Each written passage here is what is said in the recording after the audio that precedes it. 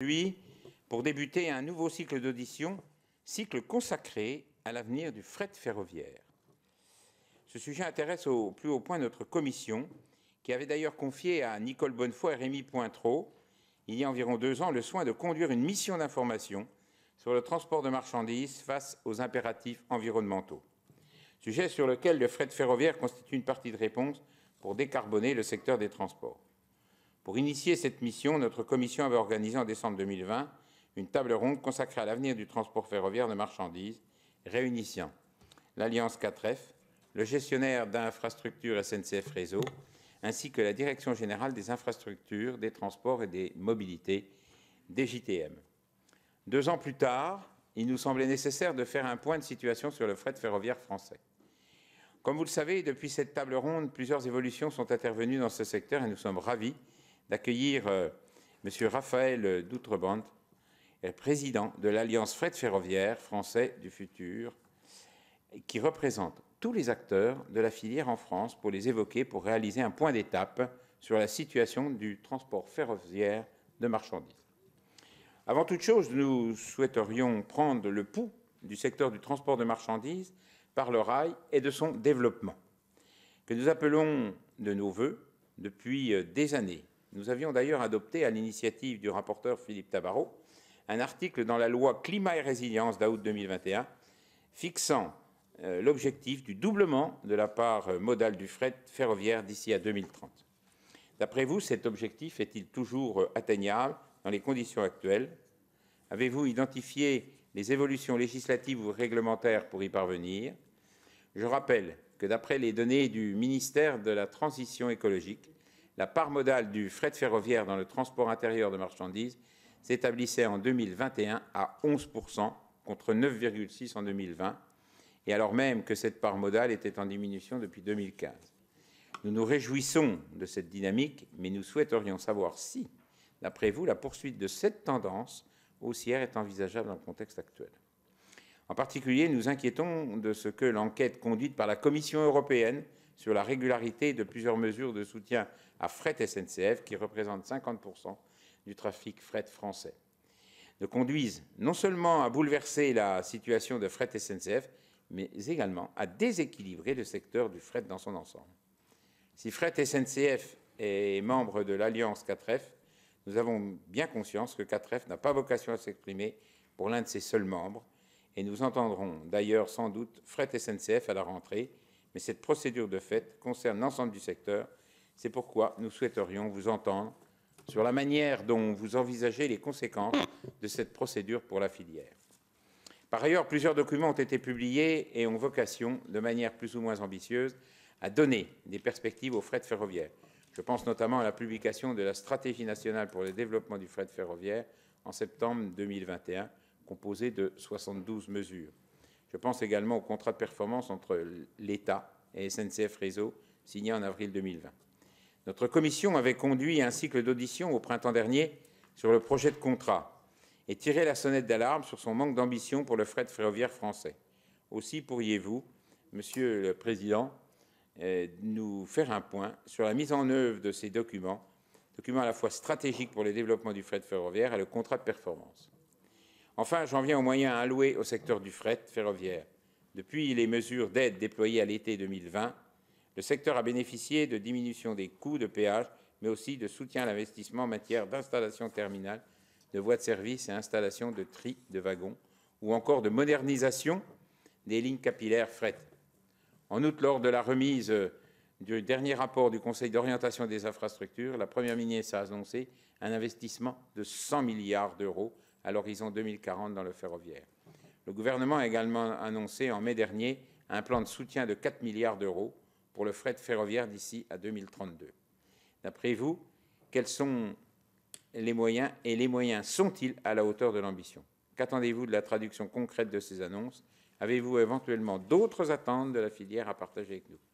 Enfin, et en lien avec un sujet connexe qui intéresse au plus haut point notre commission, quel regard portez-vous sur les dernières annonces du gouvernement, mais aussi des collectivités concernées relatives au financement de la liaison Lyon-Turin?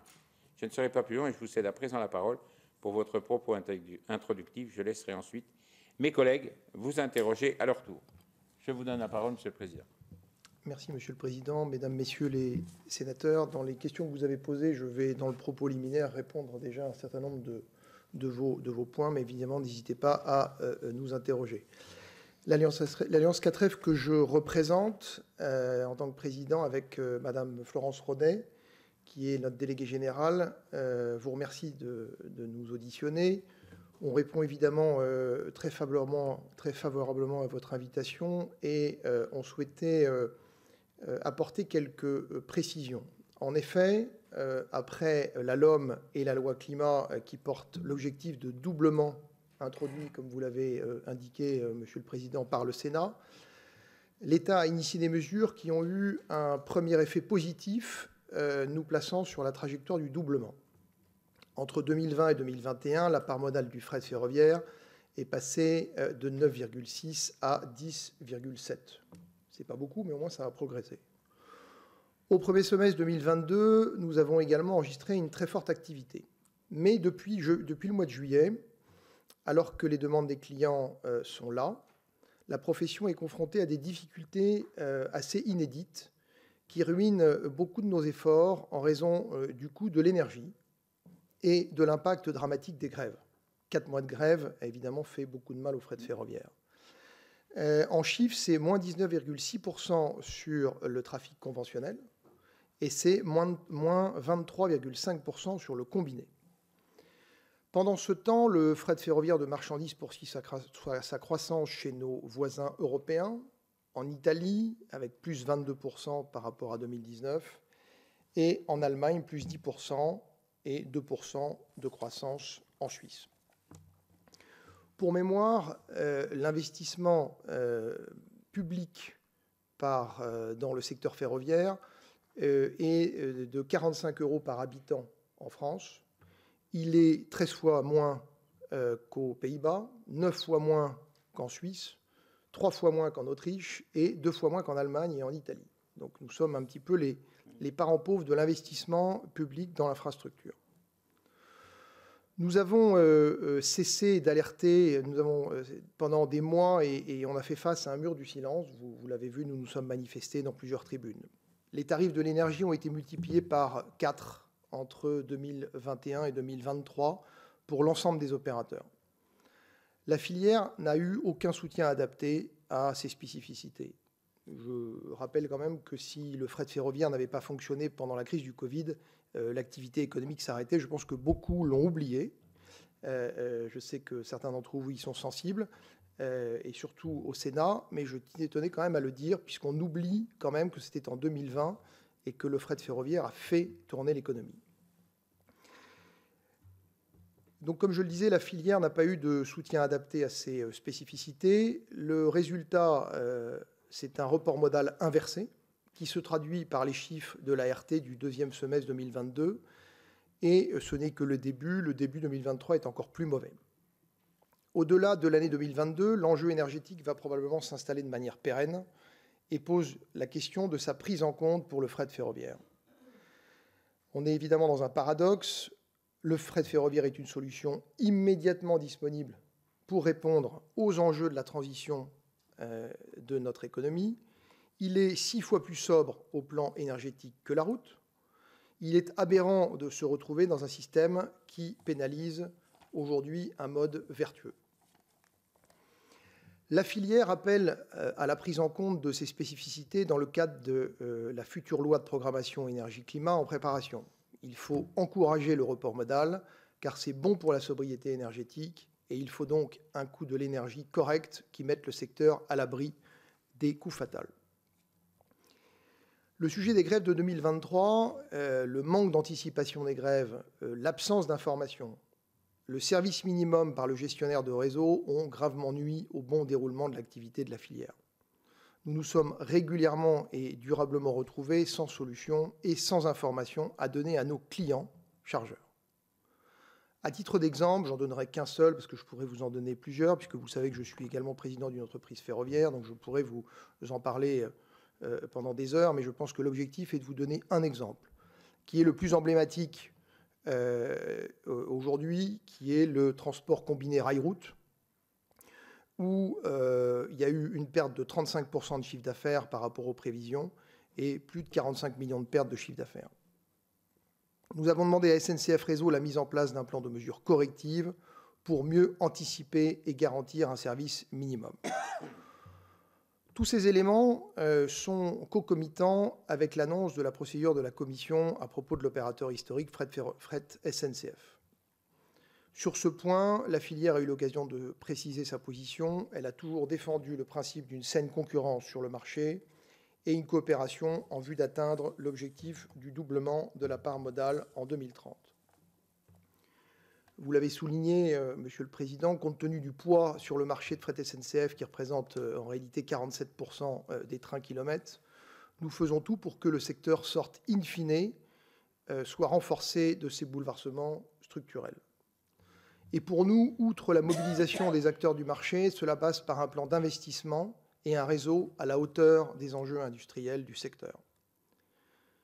Le plan d'investissement et les aides sont nécessaires pour donner une visibilité au secteur et surtout redonner la confiance aux clients. Dans la foulée du rapport du COI, le ministre a annoncé une prolongation, une augmentation des aides à l'exploitation, passage de 170 millions à 200 millions. Notre objectif est que les 30 millions supplémentaires essentiellement destinés aux wagons isolés soient destinés à l'ensemble des opérateurs qui réalisent du wagon isolé. Prévu jusqu'en 2027, cette aide nous a été confirmée pour être prolongée jusqu'en 2030. Le deuxième point, c'est un plan d'investissement de 4 milliards que vous avez mentionné, Monsieur le Président, jusqu'en 2032, 2 milliards entre 2023 et 2027 et 2 milliards entre 2027 et 2032. Sur la première tranche de 2 milliards, l'État a annoncé qu'il s'engagerait à hauteur de 900 millions en faveur du fret ferroviaire, dont 470 millions à travers les contrats de plan État-région. L'enjeu sur ce plan d'investissement porte sur la sécurisation des financements dont la répartition entre l'État et les régions ou autres cofinanceurs est plus que floue aujourd'hui. Nous n'avons pas de visibilité sur ces financements. L'Alliance 4F donc demande une loi de programmation de ces investissements. Mais par-dessus tout, nous avons besoin d'un gestionnaire d'infrastructure en ordre de marche pour délivrer l'outil industriel dont nous avons besoin. Il faut insister sur la forte disponibilité des équipes réseau, mais nous regrettons parfois une désorganisation, un traitement différent des entreprises ferroviaires en fonction notamment des marchés, que ce soit l'intermodal versus le conventionnel. Il faut toutefois noter une capacité d'écoute de la direction de réseau et en particulier de son président, Mathieu Chavanel. Il nous faut rapidement, en revanche, des actions concrètes de la part de SNCF Réseau. Quelques exemples de difficultés concrètes que l'on peut rencontrer. On se pose la question de savoir si c'est normal que sur un axe Forbach-Bayonne, donc de la frontière allemande jusqu'au sud-ouest, la vitesse commerciale prévue pour un train à 120 km/h tombe en fait à 64 km/h. Comment se fait-il que sur un parcours Bétambourg-Le Boulou, un train qui idéalement aurait besoin d'un même sillon toute l'année peut se voir proposer 40 tracés horaires différents. Tous les 9 jours, on change d'horaire. Et ce n'est pas un souci d'informatique. Je pourrais encore vous donner d'autres exemples, mais je pense que ces deux-là sont assez emblématiques. L'Alliance 4F a obtenu du ministre que le mandat du président des SNCF Réseau soit nourri d'un volet fret spécifique. 4F demande la production d'une véritable stratégie capacitaire dédiée au fret ferroviaire, avec de la transparence sur la méthode, des engagements et des objectifs chiffrés sur l'attribution des sillons, traduisant une trajectoire en amélioration sur différents indicateurs clés et des règles d'arbitrage.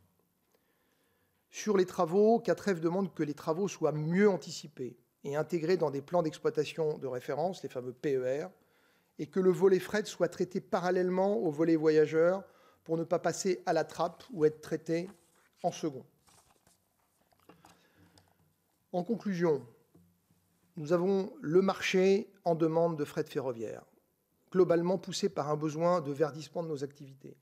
Nous avons aussi des clients qui, tous les jours, nous demandent des nouveaux tracés et des nouveaux trains. Le fret ferroviaire est plus sobre d'un point de vue énergétique puisqu'il émet moins de CO2 et il est moins polluant que la route. Nous le savons tous, mais c'est toujours bien de le repréciser.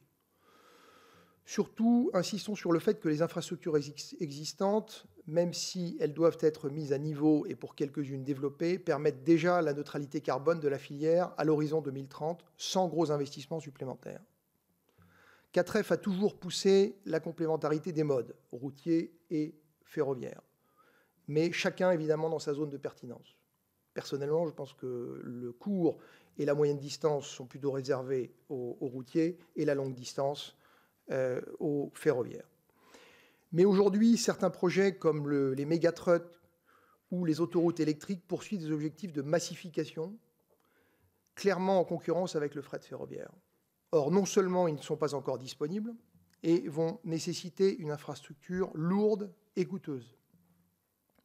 Ces projets qui sont poussés par certains autoroutiers et industriels sont, à notre sens, irréalistes, tant en matière d'infrastructure à mettre en œuvre qu'en raison des sommes pharaoniques qu'il faudra mobiliser. Déjà aujourd'hui, le fret ferroviaire est 3 à 4 fois moins polluant que le fret routier et 3 fois moins onéreux en termes de coûts de possession, dû essentiellement à l'énergie consommée et au coût d'acquisition ou de location des matériels. Les infrastructures existantes permettent déjà la neutralité carbone de la filière à l'horizon 2030, sans gros investissements supplémentaires, par le biais d'abord de la décarbonation déjà existante avec les voies électrifiées. 70% du réseau ferré en France est électrifié, et correctement électrifié, et aussi par l'utilisation de biocarburants de deuxième génération, que sont le B100, ou connu par le O100, le HVO, l'utilisation de biocarburants de troisième génération, avec une nouvelle disponibilité en 2030. De plus, le fret ferroviaire permet de tracter une charge 45 fois plus lourde que le fret routier.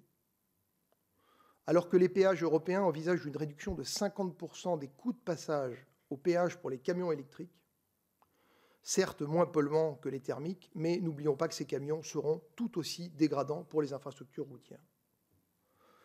Donc pour répondre aux attentes du marché, pour délivrer une qualité de service qui soutienne la comparaison avec la route, il nous faut un outil réseau à niveau, un prix de l'énergie qui convienne aux opérateurs et au marché, et un modèle économique qui nous place dans une situation de saine concurrence à armes égales sur le plan des externalités. Merci, Monsieur le Président. Merci, Monsieur le Président, pour ces propos liminaires et vos réponses. Je vais donner la parole à Bruno Belin. Merci, Monsieur le Président. Merci, Monsieur le Président, de votre exposé. Alors, on a bien compris le préliminaire. Il faut doubler le fret ferroviaire. Donc, vraiment, les questions pratico-pratiques là qu'on peut aborder d'entrée de jeu. Comment? Est-ce que c'est en augmentant les cadencements? Donc, il faut trouver les créneaux, il faut les organiser. Et puis surtout, parce que j'ai bien noté sur vos propos des nouveaux trains, mais surtout de nouveaux tracés. Vous avez employé aussi d'une loi d'investissement. Donc, en matière d'aménagement du territoire, on est double titre, évidemment, très à l'écoute. Faut-il réhabiliter des anciennes lignes? Lesquelles? Se servir des gares parfois désaffectées? Enfin, voilà. Est-ce que vous aviez une vision de nos installations, de nos infrastructures qui pourraient être de nouveau mises en service pour servir la cause du fret ferroviaire? Merci, Monsieur le Président. Merci. Je vais donner la parole à Monsieur Demilly. Merci, Monsieur le Président. Bonjour, Monsieur le Président. Bonjour, même la déléguée générale. Moi, je souhaite vous interroger. Je suis sénateur de la Somme et je suis tout particulièrement le dossier de Barreau-Roissy-Picardie, qui est une ligne ferroviaire de 6,5 km entre Weimar et Marly-la-Ville dans le Val d'Oise, qui doit relier la ligne à grande vitesse de Roissy à la ligne classique Paris-Creil-Amiens. Aujourd'hui, le projet fait face à une forte augmentation de son coût, mais aussi à une absence de financement de l'Union européenne qui a été annoncé le 22 juin dernier. C'est un énième bâton dans les roues de ce projet vital pour la Picardie qui devait initialement voir le jour fin 2025. Et de ce fait, les collectivités se retrouvent démunies face à un projet qui est passé de 350 millions d'euros en 2017 à 570 millions d'euros aujourd'hui. Alors ma question concerne maintenant effectivement le fret ferroviaire, parce que cet épisode concerne essentiellement le trafic voyageurs. Je voulais savoir sur le fret, avez-vous des financements européens pour booster, entre guillemets, donc le développement de cette activité? Et ces financements sont-ils vraiment sûrs, contrairement à ce qu'ils sont sur le fret passager, sur le voyage passager? Merci. Je vais donner la parole à monsieur notre collègue Lahellec. Après, je vous laisserai répondre et je donnerai une série de questions. Merci. Oui, merci, Monsieur le Président. Tout d'abord, permettez-moi d'affirmer ici qu'il est bien que notre commission s'empare à nouveau du sujet. Il était bon que nous fassions un bilan après les 2 crises successives que nous avons connues. Donc il est bien que la commission le fasse. Et puis il y a un événement quand même qui est venu perturber un peu le débat autour du fret ferroviaire, c'est la décision de la Commission européenne suite au recours engagé, les négociations qui produisent quand même quelques effets et quelques turbulences à l'échelle de notre pays. Donc voilà. En m'inscrivant évidemment dans la démarche de la Commission, mon objectif à moi, et c'est un objectif partagé, j'en suis sûr, c'est de consolider quand même un certain nombre d'arguments et d'essayer de voir ce qui se fait de bien, de voir ce qui se fait de moins bien, et aussi de voir ce qui reste à faire. Dans ce qu'il y a de bien, vous l'avez dit, les évolutions étaient plutôt positives. Ça donne raison, me semble-t-il, au mode ferroviaire, des tendances extrêmement positives qu'il faut souligner. D'ailleurs, j'ai tendance à dire que quand la tendance est positive, il ne faut peut-être pas la contrarier. En tout cas, le moment n'est pas propice pour la contrarier. Partant de là, je me permets quelques questions, encore une fois, pour consolider nos arguments. Moi, je suis de ceux qui considèrent que la responsabilité de l'État français est engagée depuis longtemps, y compris depuis 2005, en termes de lisibilité, d'affichage, de transparence des ambitions qui sont fixées pour le développement du fret ferroviaire. Je me risque même à affirmer que si les choses avaient été transparentes au départ, peut-être que la Commission européenne n'aurait pas eu à statuer comme elle l'a fait. Et ça aurait permis à la diversité des opérateurs de se positionner à l'égard de cet exercice de transparence duquel elles auraient été informées. Donc, je pense qu'il est utile, au niveau institutionnel qui est le nôtre, que l'on puisse pointer pour partie la responsabilité de l'État dans la turbulence qui nous secoue aujourd'hui. Mais vous avez le droit d'avoir une autre opinion, bien entendu. En tout cas, votre opinion m'intéresse au plus haut point. Deuxième chose, il est un élément qui n'a jamais été qualifié en France, c'est l'utilité publique du fret ferroviaire. Dit autrement, si nous voulons éviter le report modal inversé, c'est-à-dire le retour à la route, on ne peut pas exclure d'avoir à définir demain des ambitions nouvelles de financement, de cofinancement. De toute manière, nous n'aurons pas d'ambition en matière de développement et d'adaptation de nos infrastructures s'il n'y a pas un objectif politique qui est fixé. Donc, sûrement avez-vous quelques opinions sur le sujet. En tout cas, moi, j'aimerais pouvoir compléter mon argumentation là-dessus. Et enfin, donc, tout ça vise un seul objectif, c'est vraiment d'éviter le report modal inversé que je crains par-dessus tout. Je n'entre pas dans le détail ici, vous avez fort bien développé l'aspect coût de l'énergie, d'ailleurs, qui pourrait conduire les opérateurs à préférer le train diesel au train électrique, ce qui serait quand même une aberration dans le contexte dans lequel nous vivons. Mais en tout cas, j'ai pointé aussi cette contradiction. Bref, pardonnez-moi d'être un peu long, mais il m'apparaît que cette mission peut être de nature à formuler des préconisations un peu officialisées, de nature à donner cette ambition publique au développement du transport ferroviaire. En tout cas, je serais assez preneur de l'avis de 4F sur ces questions. Merci, chers collègues. Monsieur le Président, je vous propose de répondre à mes 3 collègues. Bon, trois propos et 3 questions très riches. Je vais essayer d'y répondre et vous n'hésitez pas à m'interrompre et à me reprendre si j'ai oublié quelques points. Concernant les infrastructures, elles existent, monsieur le sénateur, elles existent. Certaines ont besoin d'être rénovées, certaines fonctionnent parfaitement bien. Certaines auraient peut-être besoin d'être modernisées, mais c'est parfaitement identifié. On a quand même des points réguliers avec SNCF Réseau, et nous savons, nous, les opérateurs ferroviaires, où il faudrait faire les travaux. Et c'est un petit peu ce que l'on demande à SNCF Réseau, c'est de nous consulter, pas forcément de faire ce qu'on leur demande, mais de nous consulter par rapport aux besoins du marché, puisque derrière nous, il y a des clients. Je me permets, c'est mieux que des usagers, si je puis dire, parce que le client, il paye l'ensemble de la prestation sans financement public. Donc il y a des clients, et derrière, il y a encore d'autres clients que nous sommes individuellement. Monsieur le Président parlait tout à l'heure, avant le début de la séance, de son déplacement à Rungis. Les matières, elles arrivent beaucoup par camion, mais aussi peut-être insuffisamment par le train, d'ailleurs. Donc il y a les structures. Je crois que ce que l'on demandait, et ce que j'ai indiqué dans le propos introductif, c'est une meilleure coordination avec les acteurs. Quand on nous demande chez SNCF Réseau nos trafics à l'horizon 2030, alors c'est demain, mais c'est quand même pas tout de suite. Sachant qu'on a des contrats en général de peu près de 3 ans, déjà ce qu'il nous faut, c'est les sillons de l'année suivante. Voilà. Donc 2030, c'est bien, ça donne de la vision, mais comme on sait que les travaux ont déjà été planifiés 2 ans avant, ben parfois on a des travaux qui sont réalisés sur des portions où on n'a pas de besoin. Ce que je dis pour l'Alliance 4F, c'est qu'on a besoin des travaux. Il ne faut pas qu'on dise que l'Alliance 4F ne veut pas des travaux, parce que c'est ce que j'ai entendu. Je l'ai lu dans un article. Bien sûr qu'on a besoin des travaux, mais qu'on les planifie.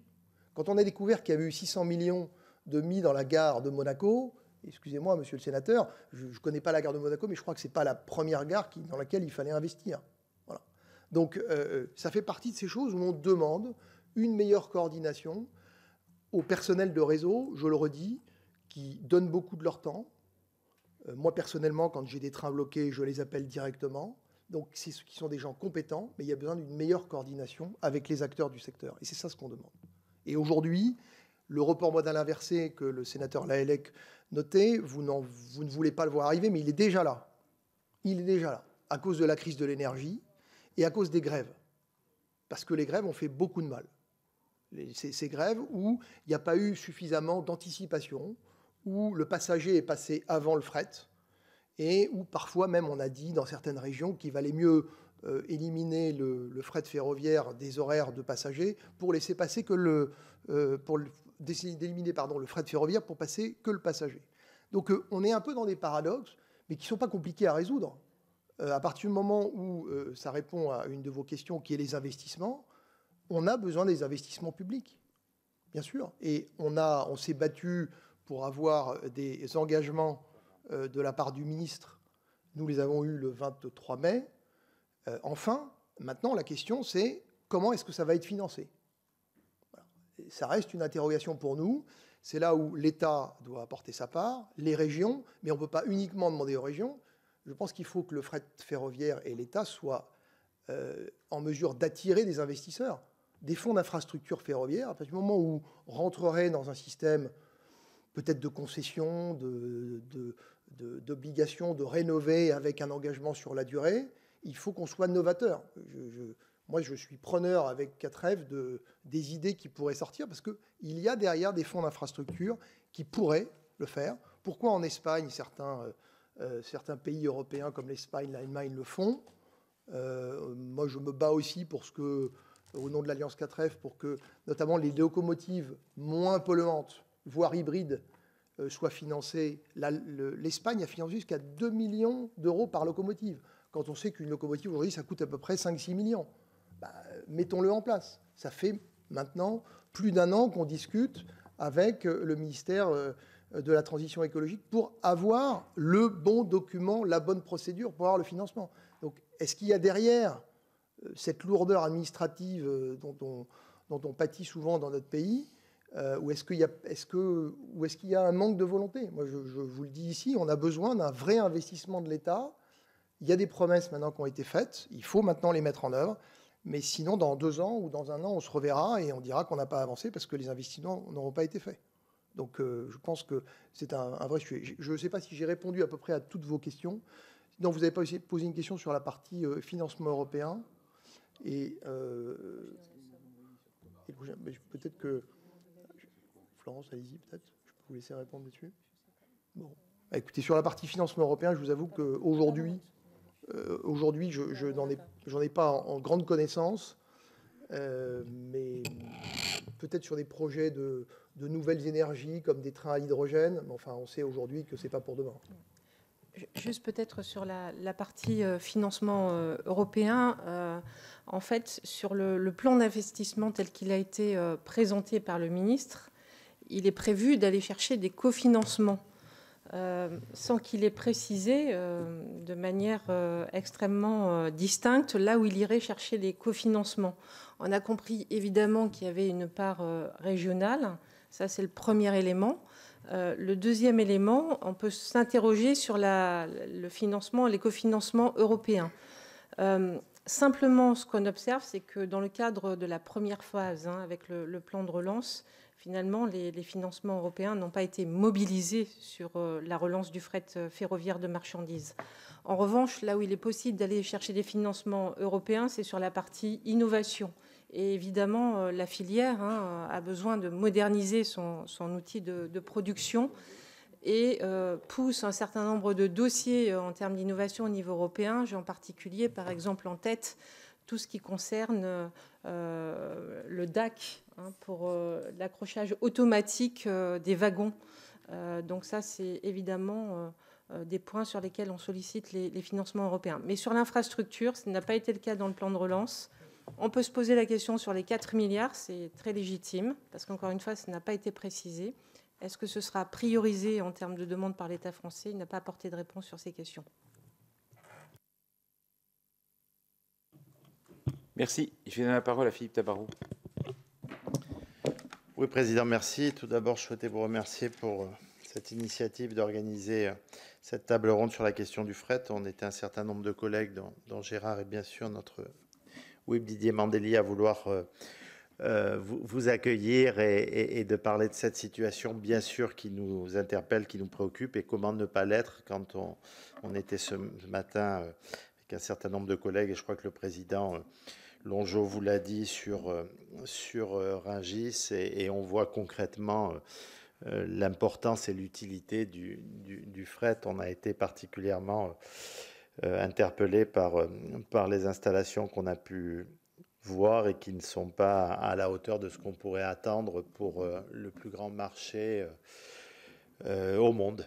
Donc, moi, simplement, vous avez répondu en partie et on a déjà échangé sur le constat. J'aurais deux remarques à faire. D'abord, un regret, celui que tout récemment, le gouvernement n'ait pas voulu ouvrir le champ du projet de loi sur l'industrie verte pour pouvoir recenser et motiver à l'implantation de terminaux branchés, ou même simplement de faire de l'industrie ferroviaire une industrie verte. On avait travaillé ensemble un certain nombre d'amendements. Je regrette qu'il n'ait pas passé les différentes étapes de la vie parlementaire, surtout qu'avec le gouvernement, on s'est fixé ici, lors de Climat et Résilience, cet objectif que vous avez rappelé de doubler la part du fret ferroviaire dans le transport de marchandises dans notre pays. J'aimerais remercier très sincèrement les adversaires du Lyon-Turin. Ils nous ont payé une publicité extraordinaire, sans le vouloir vraiment, pour la cause, avec voilà, des arguments d'une mauvaise foi tellement criante que je pense que... Je ne te regarde pas, Jacques, ne t'inquiète pas, je ne t'ai pas cité. Je ne t'ai pas cité, mais merci. Je sais que tu n'es pas de ceux qui sont contre le fret ferroviaire, bien au contraire, et donc tu ne peux pas être contre le Lyon-Turin, qui est un projet qui est censé mettre 1 million de camions sur le train, et je sais que tu aspires à ça, et tu le prouves ici dans tes interventions répétées sur ces sujets. Enfin, j'aimerais vous poser une question sur le plan de relance, et que vous nous fassiez un rapide bilan sur le plan de relance. Je sais que c'est, à la différence d'autres secteurs, c'est vous qui avez fait les propositions au gouvernement concernant le plan de relance. J'aimerais que vous en fassiez un petit bilan et nous dire, vous avez donné quelques pistes, mais quelles sont à votre avis les mesures du plan de relance que vous souhaiteriez voir pérenniser dans le temps et qui pourrait vous permettre d'atteindre l'objectif qu'on s'est fixé ensemble, gouvernement, Parlement et acteurs du fret ferroviaire, de doubler cette part modale et d'arriver à ce chiffre de 18%. Et pourquoi pas même, comme c'est l'objectif à Rungis, on l'a entendu ce matin, de 20%. Merci, chers collègues. Je vais donner la parole à Guillaume Chevrollier. Oui, merci, Monsieur le Président. Monsieur le Président de Fret Ferroviaire France du futur. Nous, dans cette commission, on soutient le fret ferroviaire. On soutient aussi dans nos territoires la réalisation de plateformes combinées ferroviaires pour irriguer en lien avec nos sociétés de transport routier. C'est particulièrement vrai dans mon département de la Mayenne. Moi, je voulais vous interroger sur le financement public. Vous nous avez indiqué qu'en France, il y avait un investissement public qui était inférieur à un certain nombre d'autres pays. Est-ce à dire que le modèle économique du fret ferroviaire est structurellement demandeur d'argent public, ou est-ce qu'il peut avoir une viabilité économique à terme sans participation financière d'État ou de collectivités locales? Et la deuxième question, c'est par rapport à la nécessité de développer le fret ferroviaire, mais aussi de développer un transport de voyageurs. Et le sujet, c'est la conciliation dans la gestion des sillons. Donc les opérateurs de fret ferroviaire déplorent qu'ils ne sont pas prioritaires. Donc selon vous, comment améliorer cette situation pour la montée en puissance du fret ferroviaire, tout en permettant aussi une montée en puissance du transport de voyageurs dans notre pays? La parole est à Evelyne Perrot. Oui, merci. Monsieur le Président, je suis un peu inquiète. J'habite le département de l'Aube et la ligne 4 n'est pas encore électrifiée à fond. Et j'ai reçu, avant de venir ici à cette réunion, un mail me disant que les 14, 15, 16, 22 et 23 juillet, la ligne allait être complètement fermée entre Paris et Troyes. C'est la pleine période de moisson. On passe par Nogent-sur-Seine où il y a InVivo. Il faut normalement 4 trains de fret par jour. Donc, vous savez qu'un train représente 53 camions. C'est impossible de remplacer par des camions. Donc, voilà, je vous alerte parce que là, il va y avoir un gros souci. La parole est à Jacques Fernic. Oui, merci, Monsieur le Président. Monsieur le Président, on a compris donc qu'il y a des annonces d'investissement qui ont été faites dans la foulée du rapport du Conseil d'orientation des infrastructures et du choix du scénario dit de planification écologique. Qui dit planification dit qu'on ne peut pas se contenter d'annonces, mais qu'il faut effectivement que tout cela se concrétise. Et on a vu les incertitudes, l'absence de visibilité dont vous nous faisiez part. Oui, une loi de programmation sur ces investissements, on va voir quelque chose qui ressemble, on le souhaite tous. La difficulté, c'est qu'effectivement, le contrat de performance SNCF Réseau qu'on avait jusqu'ici reposait pour une large part sur l'augmentation des péages ferroviaires. Donc il faut sortir de cette logique. Mais on voit aussi que pour le fret, tout n'est pas qu'affaire d'investissement et de réseau. Il y a aussi une question de méthode, une question de planification territoriale, d'organisation territoriale de la logistique. Vous avez évoqué la concurrence entre le ferroviaire voyageur et le ferroviaire fret, les difficultés de ce point de vue-là. Donc est-ce qu'à votre sens, qu'est-ce qu'il faudrait attendre des pouvoirs publics, du gouvernement et du Parlement pour être vraiment sur des trajectoires de doublement? Parce que là, on voit qu'on a progressé un petit peu de 2020 à 2021 de près d'1 point de part modale. Aujourd'hui, c'est un peu remis en question. L'événement assez perturbateur qu'est le démantèlement annoncé pour une part de fret SNCF avec la question des trains complets, des trains dédiés dont on ne sait pas si les concurrents pourront l'assurer par la voie ferroviaire. Donc qu'est-ce qui serait vraiment nécessaire, qu'est-ce qu'on doit attendre du gouvernement et du Parlement pour arriver sur ces trajectoires-là. Puis juste pour mon collègue Tabarot, il est parti, vous lui direz. Non, je suis content de voir qu'il a le souci de cet axe ferroviaire Lyon-Turin, essentiel pour le fret, je suis bien d'accord avec lui. Et donc l'effort de revitalisation et d'optimisation de la voie existante, je suis bien content de voir qu'il a envie de s'y engager. Je ne sais pas si c'est tout à fait ça qu'il voulait dire. Bon, vous êtes d'accord sur le Lyon-Turin, c'est parfait. Monsieur le Président, je vous donne la parole. Bien, merci, Monsieur le Président. Alors, je vais essayer de ne pas oublier. Je crois d'ailleurs, Monsieur le Sénateur Lalec, que j'ai peut-être pas répondu à tous vos points, donc n'hésitez pas à me dire si j'ai été incomplet. Sur la loi Industrie verte et sur la loi, nous avons été à Bercy avec 4F, puisque c'est quand même du temps que nous prenons. En plus de nos activités de dirigeants d'entreprises ferroviaires, l'ensemble des membres. Et quand on a rencontré les équipes, on nous a dit qu'il faudrait passer par voie d'amendement, puisque la partie logistique n'avait pas été inclue dans la loi. Et en effet, on a été surpris de voir que les amendements portés par le Sénat ont été rejetés. Ce qui est quand même un peu un paradoxe, puisqu'on a bien noté que la logistique verte, dans la loi Industrie verte, n'avait pas été absolument prise en compte, que ce soit les raccordements, que ce soit favoriser justement des investissements. Vous avez parlé, monsieur le sénateur, de est-ce que le fret ferroviaire a une certaine viabilité. Il y a des clients.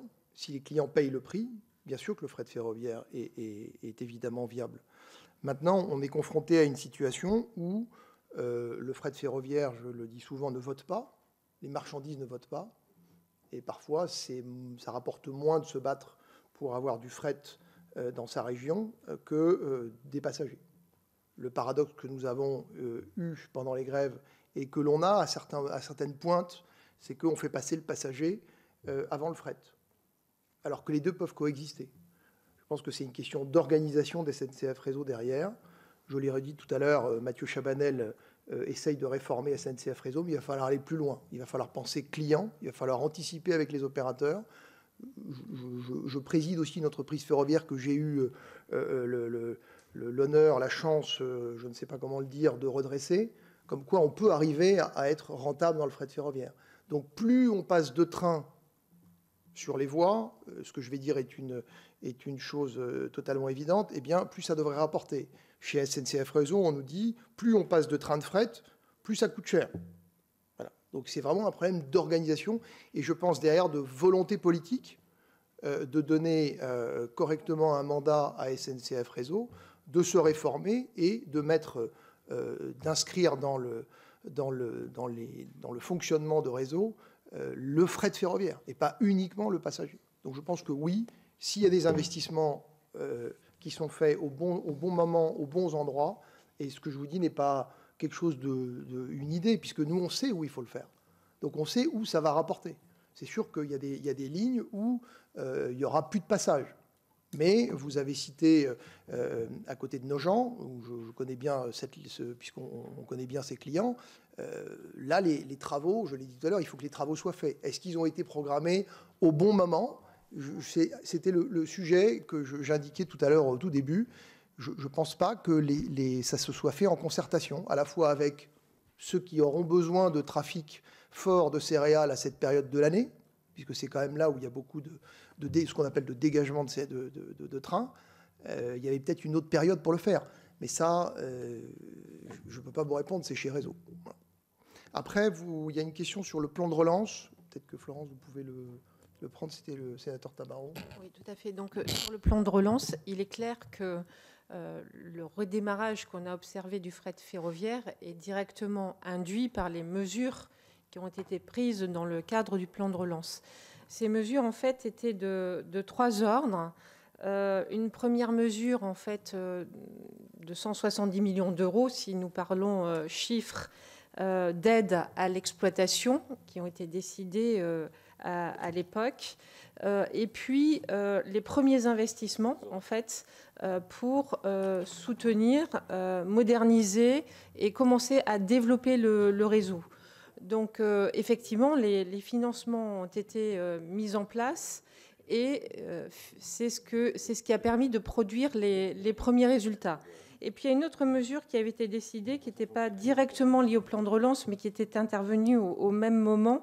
C'est qu'il y avait une enveloppe de 210 millions qui avait été identifiée, en fait, pour permettre à SNCF Réseau d'aménager certaines plages travaux afin de dégager des capacités pour le fret ferroviaire, justement. Et ça, c'est quand même un sujet et un point qu'il faut souligner parce que ça a eu son utilité et ça a son utilité effectivement dans un cadre de travaux.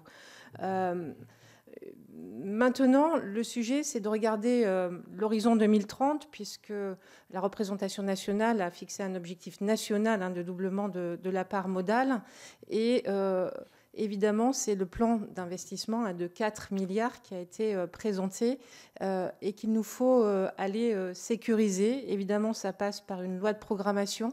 Ça passe aussi par le choix des bonnes priorités au bon moment, au bon endroit. Et il y a un travail en cours en ce moment pour effectuer cette priorisation. L'idée étant de regarder projet par projet l'impact et l'effet levier que ça peut avoir sur le doublement de la part modale. Donc ça, ce travail est en cours. Nous avons beaucoup travaillé avec SNCF Réseau et les équipes et on devrait avoir un premier retour d'ici fin juillet pour voir sur la base de la liste que la filière avait proposée à SNCF Réseau s'il y a une convergence de vues ou s'il y a des points de discussion.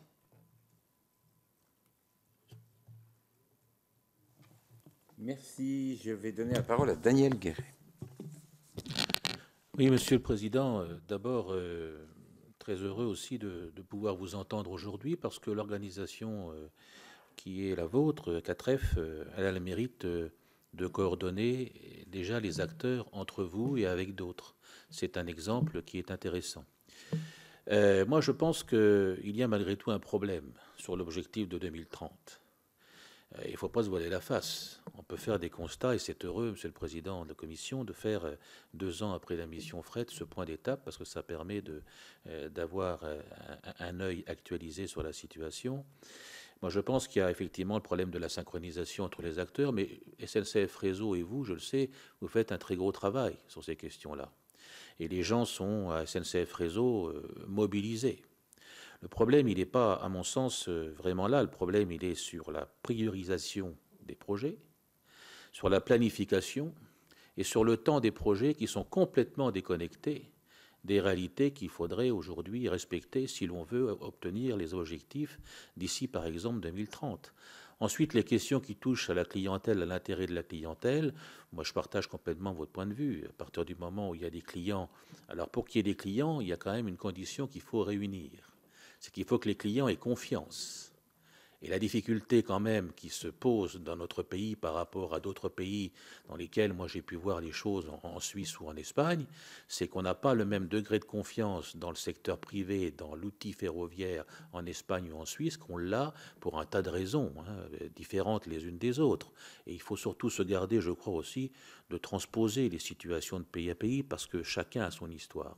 Mais néanmoins, nous avons ce problème en France. Et puis un autre problème qui m'apparaît, c'est la planification et le temps des travaux. Moi, j'ai eu à conduire sur 27 km de tronçon de la ligne Rouen-Orléans-Céréales une réouverture au trafic voyageurs.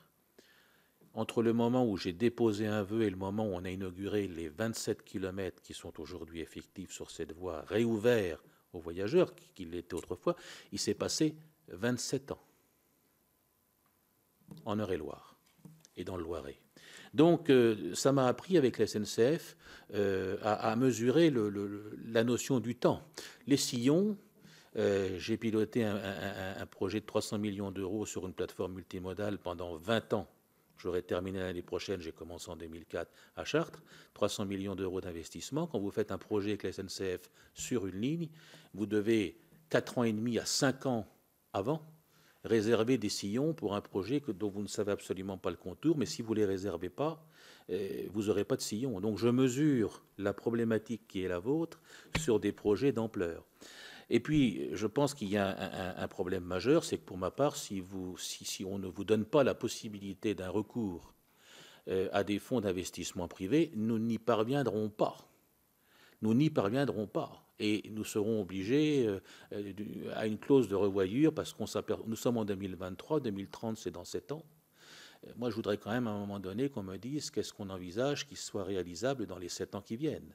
Or, au-delà des incantations, des objectifs que tout le monde partage aujourd'hui, et ça c'est déjà une grande avancée, il faut maintenant réfléchir sur les moyens à mettre en place pour peut-être sur un projet emblématique qui emporterait l'adhésion commercialement d'un certain nombre de clients, on puisse dire voilà ce qu'on a fait sur tel secteur, multiplions l'exemple sur d'autres. Voilà ce que je voulais dire. En tout cas, je partage et j'adhère complètement à vos constats. Je pense qu'il y a une niche commerciale importante pour les entreprises.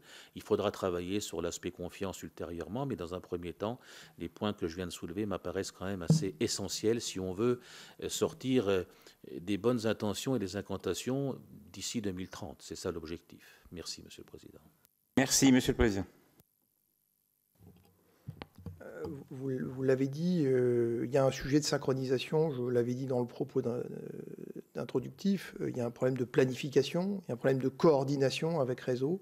Je ne critique pas les acteurs et les personnes de Réseau parce qu'ils font un travail tous les jours qui est quand même relativement difficile, surtout quand ils se font tancer par des entreprises ferroviaires comme la mienne, parce qu'on n'est pas content que le train ne soit pas passé. Maintenant, il y a quand même beaucoup de trains qui passent et il y a quand même aussi beaucoup de choses qui fonctionnent.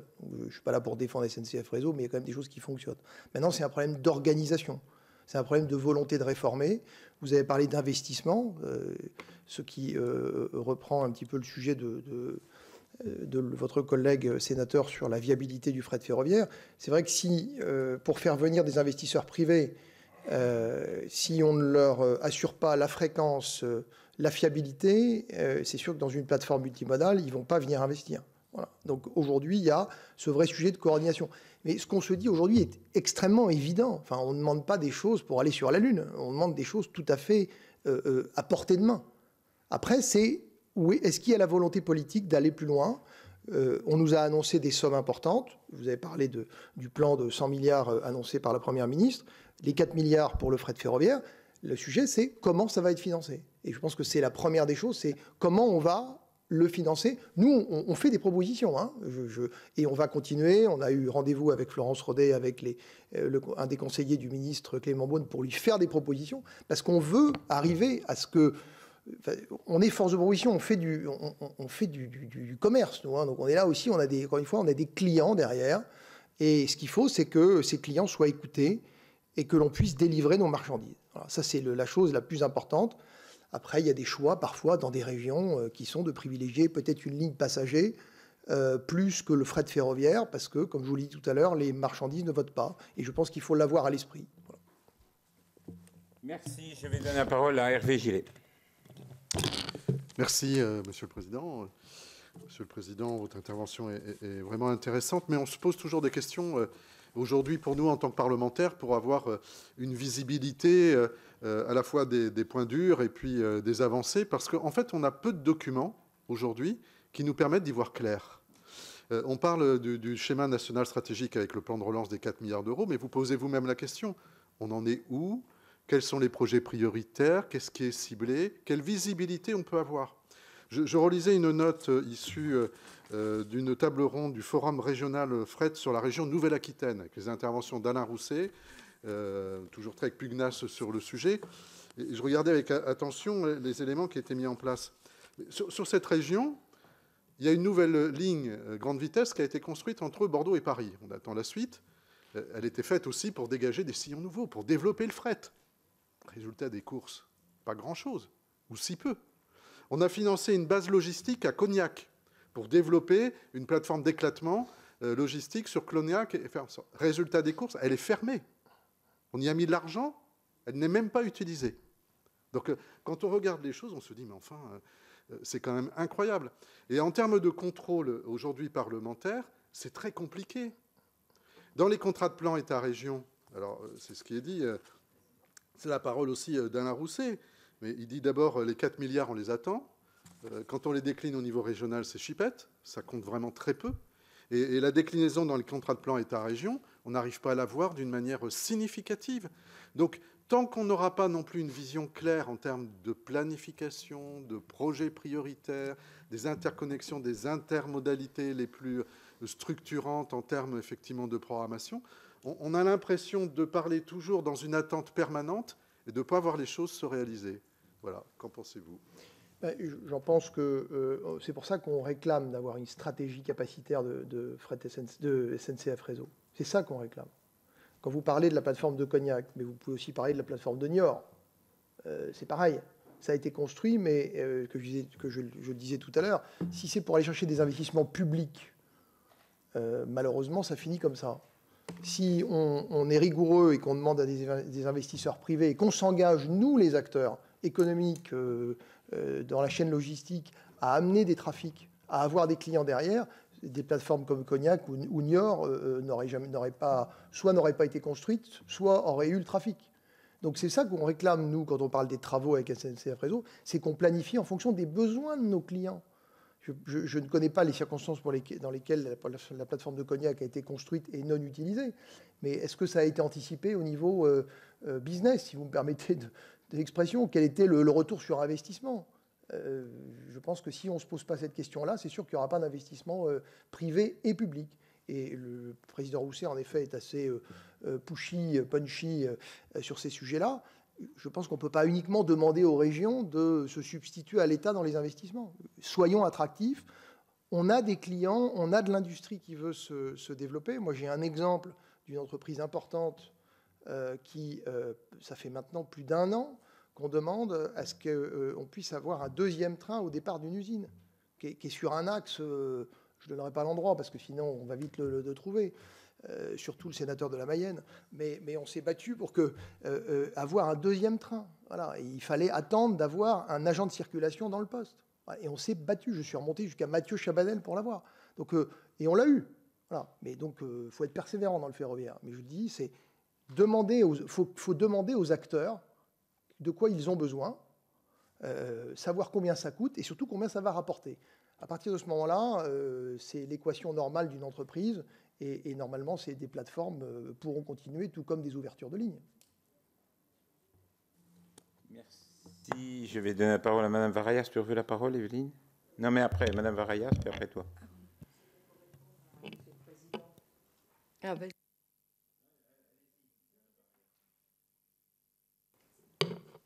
J'y vais. Bien, merci, Monsieur le Président.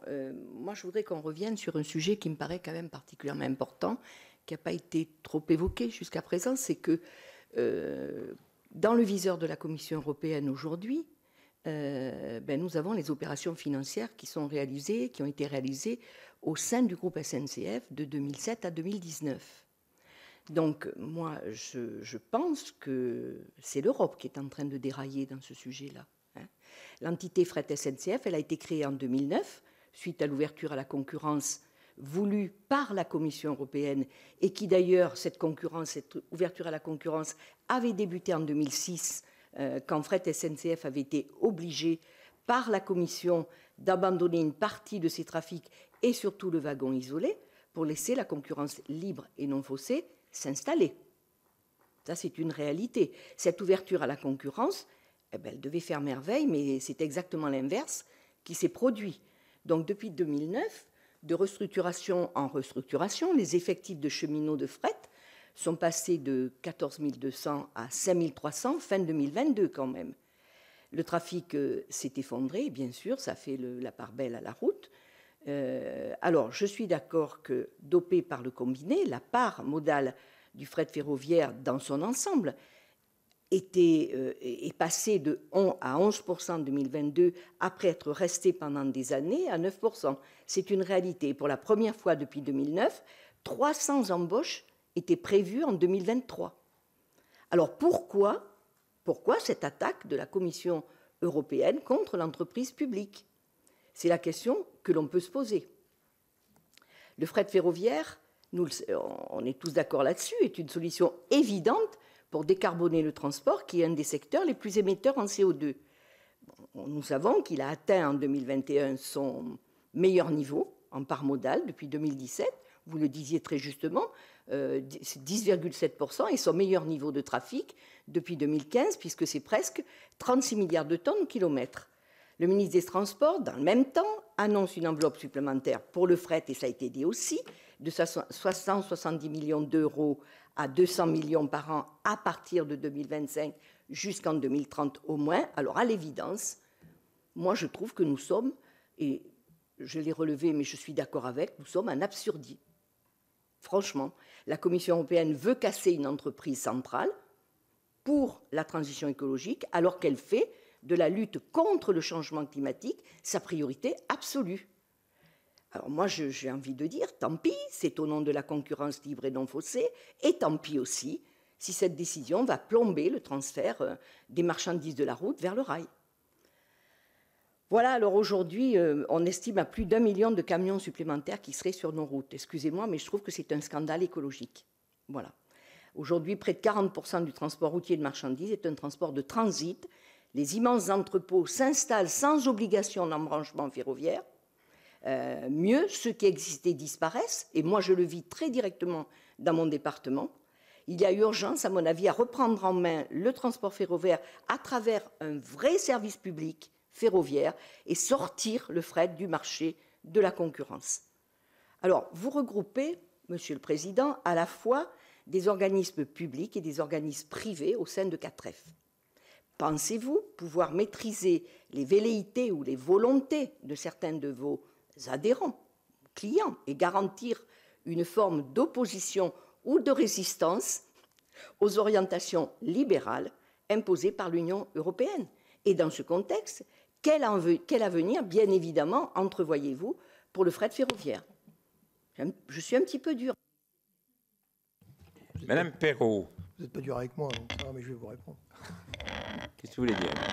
Oui, alors écoutez, Monsieur le Président, vous dites manque de coordination, et là je ne suis pas d'accord, parce que in vivo, dès qu'on a su qu'il y allait avoir des travaux sur cette ligne, s'en est inquiété et a demandé à avoir des réunions avec SNCF Réseau. Ils ont eu des réunions et rien n'en est sorti. C'est là où je pense qu'une planification de travaux, certes, elle était nécessaire, mais il y a une incompréhension réelle quand même. Oui, et bien pour finir, je donnerai la parole à Frédéric Marchand, mais vous pouvez répondre à Madame Varayas et à Madame Perrault. Merci. En fait, quand je dis qu'il y a un manque de coordination, c'est que, comme je le disais tout à l'heure, les travaux sont prévus 2 ans à l'avance. Les entreprises ferroviaires sont évidemment en général informées. Quand vous avez ce qu'on appelle avoir des sillons dans le dur, on ne peut pas les changer comme ça. Pour l'avoir vécu, il y a déjà eu des modifications de planning, de travaux. Donc je me doute que le groupe Invivo, que je connais par ailleurs, a demandé des réunions. Mais pourquoi est-ce que ça n'a pas été suivi d'effet chez Réseau? J'ai envie de vous dire, c'est inadmissible. Inadmissible. Maintenant, ça reste quand même, pour moi, Madame la sénatrice, un problème de coordination avec les entreprises de fret ferroviaire, puisque c'est à cette période-là où on fait tous les dégagements. Donc on ne peut pas fermer une ligne à ce moment-là. Mais on va vous dire, il faut faire les travaux. Oui, il faut faire les travaux, mais planifiez-le avec nous. En plein hiver, à une période où il n'y a pas de trafic, ou peu, on peut les planifier. Voilà. Sauf que, je vais vous dire une autre chose, au niveau de Réseau, vous avez 2 organisations, la partie sillon et la partie travaux. Voilà. Et parfois, on a l'impression que ces 2 directions ont du mal à se coordonner, et encore plus avec les régions. Voilà. Alors, je sais que c'est une grosse entreprise, 55 000 salariés. Ça ne se dirige pas comme une entreprise de 850 salariés comme celle que je dirige. Mais il n'empêche qu'il y a quand même une coordination avec une délégation qui doit être en région. Donc oui, on est dans une certaine désorganisation quand même. Et vous avez été pas entendu. Oui, mais c'est totalement normal. C'est ça que je dis. Parce que nous, quand entreprise ferroviaire, on discute avec Réseau, c'est qu'on ne discute pas pour nous, entre nous. On discute parce qu'on a des clients qui ont des demandes. Donc c'est des choses relativement évidentes. Tout ce que je vous dis paraît complètement fou, parce que normalement, c'est du bon sens. Voilà. Mais où est la volonté? Voilà, on tombe dans un système peut-être parfois un peu trop jacobin et qui fait que de toute façon, on ne changera pas le système. Alors le sujet que vous me posez vous nous posez sur Fret SNCF est un sujet délicat pour une raison toute simple, c'est que 4F a dans ses membres Fret SNCF, du moins le groupe RLE, que moi-même je suis président d'une entreprise privée et que notre règle c'est pas de donner un avis sur la situation de l'un ou de l'autre. La seule chose que je peux vous dire, c'est que la commission fait son enquête. Voilà. Qu'il y a quand même des solutions aujourd'hui qui sont travaillées entre Fret SNCF, les clients, pour trouver des solutions et pour pas qu'il y ait de discontinuité. Voilà. Donc, il y a des solutions de sous-traitance qui sont envisagées avec Fret SNCF. Donc, je crois que c'est un sujet très difficile pour les gens de Fret SNCF, mais il y a des solutions. Donc, après, que ça tombe au mauvais moment, c'est sûr que la Commission a pris du temps pour en arriver à ces conclusions-là. Vous avez parlé de l'ouverture à la concurrence. Je ne veux pas que ça choque les uns ou les autres, mais enfin, depuis qu'il y a eu l'ouverture à la concurrence, le marché du fret en France s'est stabilisé. Il était en décroissance avant. Voilà. Donc, l'arrivée de la concurrence a permis d'avoir des nouveaux acteurs, des nouveaux emplois et de stabiliser, voire même de développer. Donc, et puis, ça a aussi aidé Fret SNCF à se réformer et avoir une vision peut-être différente de celle du passé. J'ai un souvenir que j'ai retrouvé sur une archive de l'INA, du sénateur Lahellec, parlant des transports Lahaye en Bretagne il y a une vingtaine d'années, qui essayaient de se développer et qui avaient des difficultés à cause du réseau. Voilà, donc c'était un problème de qualité du réseau, qualité de service. Donc je pense que cette situation n'est pas nouvelle. La situation de la commission, Fret SNCF la connaissait. Et vous parliez du rôle de l'État. Je pense que l'État est avant tout responsable de cette situation. Voilà. C'est facile à dire, mais je pense que la vérité est là. Voilà. Merci. Je vais donner la parole à Frédéric Marchand. Merci, Monsieur le Président. Monsieur le Président, vous avez évoqué quelques sites stratégiques en matière de fret ferroviaire. Et quand on parle de fret ferroviaire dans le département du Nord, département dans lequel je suis issu, bien évidemment, on pense tout de suite à Somain. Somain qui, avec 3000 wagons qui étaient déchargés chaque semaine, est dans l'histoire du fret ferroviaire un site qui a compté. Et la question que je voudrais vous poser aujourd'hui, c'est est-ce que vous considérez toujours ce site comme stratégique et est-ce qu'il est considéré comme stratégique eu égard à ce qui nous attend avec à la fois sur le littoral dunkerquois cette explosion en matière d'implantation industrielle, plus ce barreau fluvial que va être le canal Seine-Nord et donc la nécessité sans doute d'opérer de façon multimodale et donc la nécessité d'intervenir. Il y a eu une manifestation il n'y a pas longtemps qui a été organisée sur le site avec une inquiétude très très forte. Est-ce que pour vous, Somain est-il toujours un site stratégique ?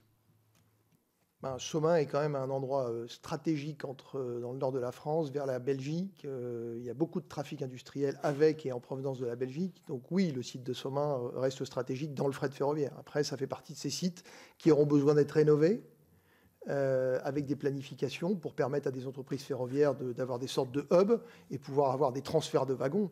Mais en plus, avec les développements qui doivent être faits à Dunkerque, le canal Seine-Nord, j'ai un peu plus de doutes, mais vous aussi certainement. Mais si on parle de choses au moins plus concrètes, à Dunkerque, Somain, toute cette région du Nord, oui, ça fait partie des sites dans lesquels Fret SNCF doit investir. Mais là aussi, vous le dites en région, et vous avez raison de le soulever aujourd'hui, mais tout ça, ça devrait faire partie de... On n'a pas besoin de faire des grandes commissions avec Fret SNCF. Encore une fois, je le répète, nous avons des clients avec des besoins. Somain fait partie des endroits où on doit pouvoir continuer à passer et faire des échanges de rames et aller vers la Belgique et plus aussi vers le sud, puisqu'on peut rejoindre l'artère nord-est. Ça fait partie de ces sujets qui n'ont pas besoin d'être réalisés, planifiés uniquement en chambre chez SNCF Réseau, mais avec les politiques locaux et puis les entreprises ferroviaires. Puisque c'est planifié 2 ans avant. 2 ans avant, ça laisse du temps. Oui, alors on sait que là aussi, la ligne vers la Chine, elle fonctionne parce que c'est l'État, la région chinoise qui finance. Mais là, par contre, je doute fort de la rentabilité de ce trafic. Et je pense que d'ailleurs, malheureusement, un jour, ça s'arrêtera si la région d'origine ne paye pas. Mais pour moi, ce n'est pas des trafics viables aujourd'hui, les trafics en provenance de Chine. On est plus dans une image de développement d'un fret décarboné. On change une dizaine de fois d'écartement, je crois. Donc, bon. C'est pas très optimum. Mais mis à part ça, sans forcément arriver de Chine pour aller à Somain, il y a déjà beaucoup de choses à faire dans ce coin de France, bien sûr. mais vous l'avez soulevé aussi tout à l'heure, je ne sais plus qui, mais d'entre vous, mais vous m'en excuserez, mais dans la loi énergie verte, les raccordements des plateformes, ah oui, c'est vous, madame la sénatrice, où les plateformes, il n'y a pas d'obligation qu'elles soient raccordées au réseau. Nous l'avons dit au ministère nous-mêmes. C'est là où on nous a dit, vous passerez par voie d'amendement. Donc on a apporté nos propositions d'amendement ici, ça a été rejeté. Bon. Donc il y a quand même un paradoxe. Soit cette loi d'énergie verte, elle est pour la façade, je ne crois pas, soit elle met les moyens jusque dans la logistique. Et les camions, je le redis, les camions ne payent pas l'infrastructure. Nous payons l'infrastructure, nous payons chèrement les sillons, les camions ne payent pas l'infrastructure. Donc les camions ne doivent pas être l'ennemi du fret ferroviaire, un complément, mais chacun doit payer sa part. Voilà. Bien, monsieur le Président, Madame la Secrétaire Générale, merci pour la qualité de vos réponses. On a bien tous en tête que le fret ferroviaire est pour nous très très important, mais il faut une vraie volonté et puis de vouloir faire aboutir ce fret ferroviaire et je crois que chacune et chacun devra se mobiliser pour que nous puissions respecter les échéances et effectivement participer à la politique de gestion des gaz à effet de serre. Merci pour votre participation et merci pour vos réponses.